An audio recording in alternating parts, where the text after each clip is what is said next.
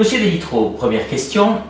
Comment vous retrouvez-vous candidat au conseil municipal sans passé politique? C'est pas un peu prétentieux? C'est vrai que ça peut surprendre, et puis on peut peut-être penser que c'est prétentieux. En fait, il y a un peu une histoire là derrière. Donc fin 2015, j'ai été approché par 2 partis pour être candidat au conseil général.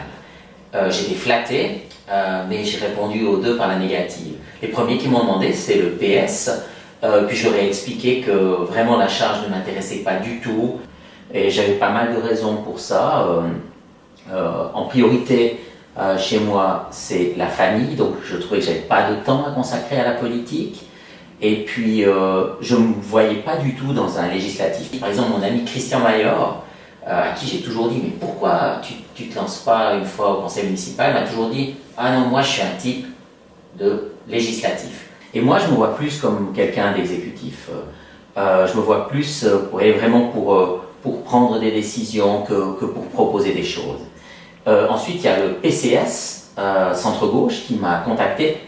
J'ai aussi été flatté, mais je leur ai expliqué, en plus des raisons déjà évoquées avec le PS, que pour moi, ça n'avait pas de sens d'être candidat pour un parti avec le C, qui signifie chrétien, vu que je ne me considère pas comme chrétien. Par contre, je soutiens ce parti, j'ai payé la cotisation de ce parti, et je trouve que tout chrétien devrait être social, mais il semble que ce n'est pas toujours le cas. Et puis tout à coup, j'ai croisé un jour en ville Gilles Bourgeot, qui me dit « Ah, tu veux pas changer d'avis ?»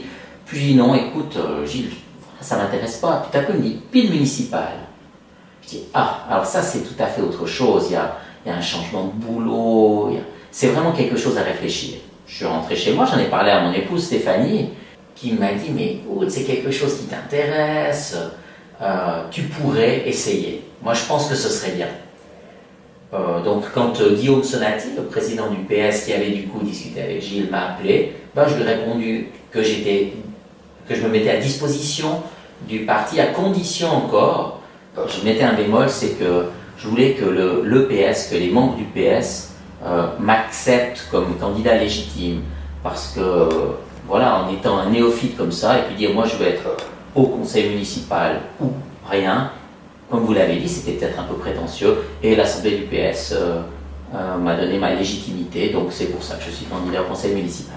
Vous refusez donc d'être candidat au conseil général pour, entre autres, garder du temps pour votre famille, et vous voulez être conseiller municipal.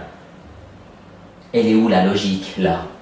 Ben oui, la logique, c'est que pour moi, être conseiller municipal, c'est un travail. Je fais un travail d'enseignant à 90%, et j'adore mon boulot.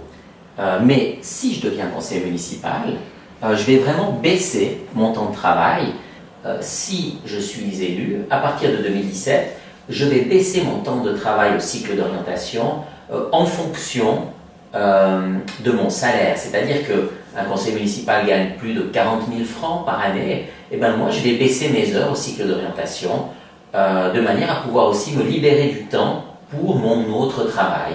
Ce qui fait qu'en 2017, contrairement à d'autres, je ne gagnerai pas plus d'argent qu'en 2016. Mon salaire sera identique, simplement à la place d'avoir un seul métier, j'en aurai 2. En cas d'élection, vous allez devoir vous occuper de dossiers dont vous n'avez jamais entendu parler. Ça ne vous fait pas peur? Mais non, ça ne me fait pas vraiment peur. On apprend avec la fonction.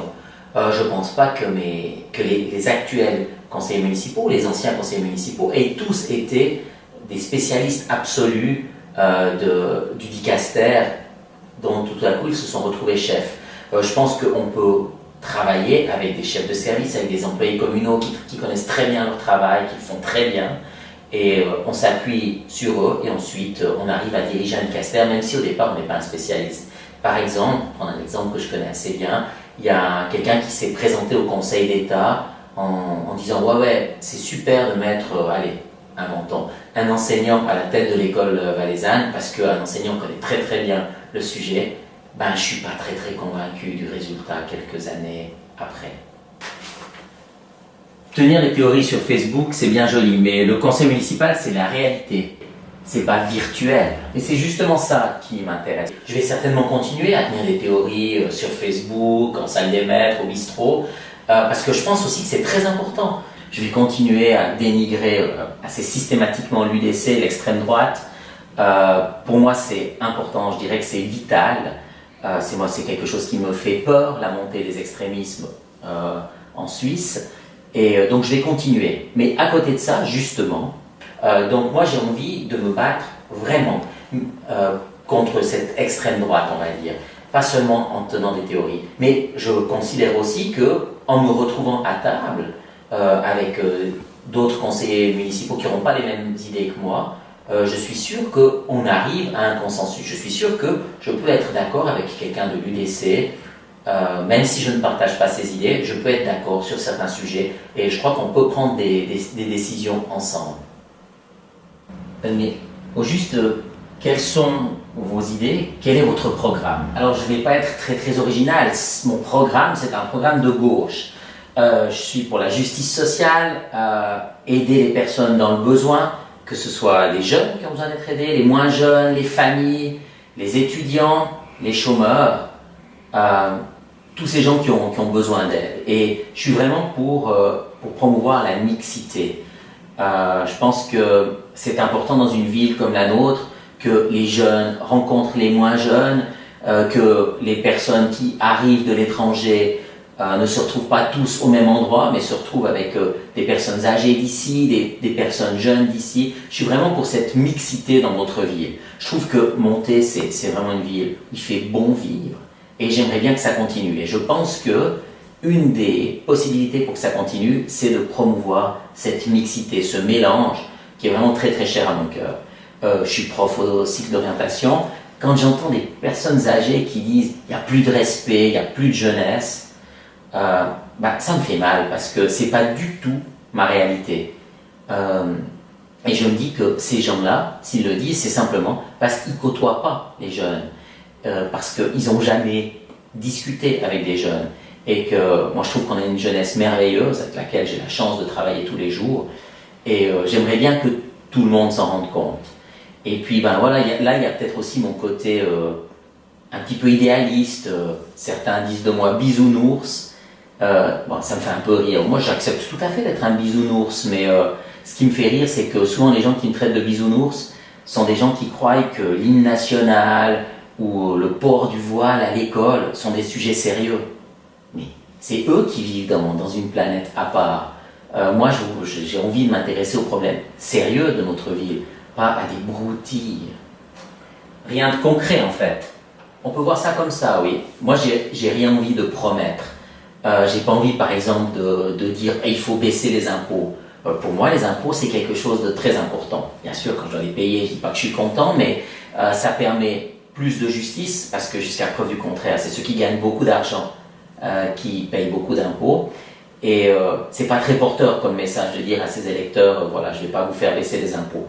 Mais c'est une réalité. Donc je veux pas faire de promesses que je pourrais pas tenir. Par contre, pour rester dans le concret, dans le programme de l'Alliance de gauche, que je vous invite, et j'invite aussi les gens qui nous regardent à découvrir, là, il y a vraiment des propositions concrètes. Et si on vous dit que votre objectif, avant tout, c'est de vous faire élire, alors, pas vraiment, pour pas dire vraiment pas.